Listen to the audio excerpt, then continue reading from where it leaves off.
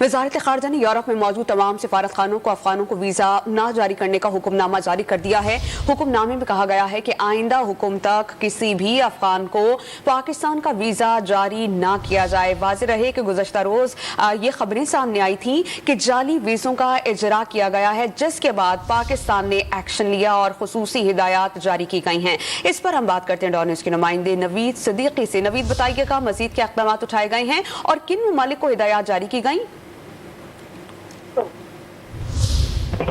जी, 1600 अफगानियों को वीजा देने का मामला गंभीर सूरत हाल अख्तियार कर गया है। तहकीकात की जा रही हैं और इसके हवाले से वज़ारत ख़ारजा ने एक खत लिखा है। पाकिस्तानी जो फॉरेन मिशन हैं, एम्बेसीज हैं और यूरोप में, उनको कहा गया है कि यूरोप में मौजूद तमाम सफारतखानों को अफगानियों को वीजा न जारी करने का हुक्म दिया गया है और हुक्मनामे में कहा गया है कि आइंदा हुक्म तक किसी भी अफगान शहरी को पाकिस्तान का वीजा जारी न किया जाए। हिदायत बरतानिया, Spain, Italy, Germany, Portugal, Greece, Austria, Switzerland, France, Denmark, Norway, Belgium, Ireland और नीदरलैंड में पाकिस्तानी सफारतखानों को जारी की गई है।